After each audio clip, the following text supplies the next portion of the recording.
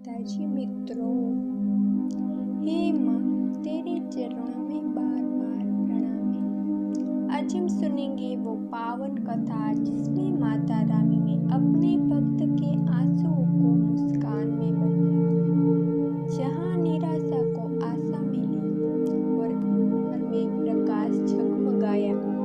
कहानी की शुरुआत होती है बहुत समय पहले एक छोटे से गांव में रामकिशन नाम का गरीब आदमी रहता था।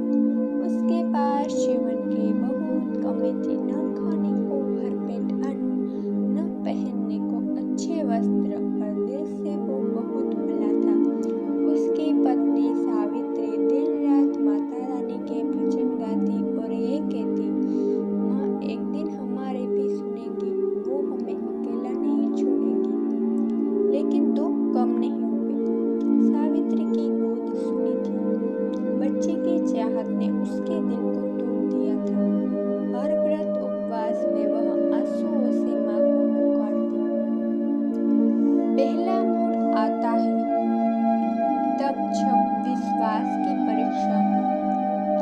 गांव के लोग उनका मजाक उड़ाते और कहते, अरे रोज माता की पूजा करते हो, पर देखो न दान है न संतान। ये ताने सावित्री के दिल को चुभते, पर उसने कहा, माँ मेरी परीक्षा ले रही है, पर एक दिन वो जरूर मुस्कुराएगी। एक रात सावित्री ने सपना देखा। सपने में माता रानी प्रकट हुई। तेजस्वी स्वरूप, लाल चुनरी और आंखों से दया की गंगा बह रही थी। माता ने कहा, बेटी तेरे आंसू व्यर्थ नहीं गए। कल से मेरा व्रत करना, नियम पूर्वक कथा सुनना। 9 शुक्रवार तक व्रत रखेगी तो तेरी गोद हरी होगी और घर सुख समृद्धि से भर जाएगा। सपना टूट गया, पर दिल में विश्वास जाग गया। अगले दिन से सावित्री ने माता रानी का व्रत शुरू किया। भूखे पेट, आंसुओं भरी आंखों से पूरे नियम और श्रद्धा से पूजा की।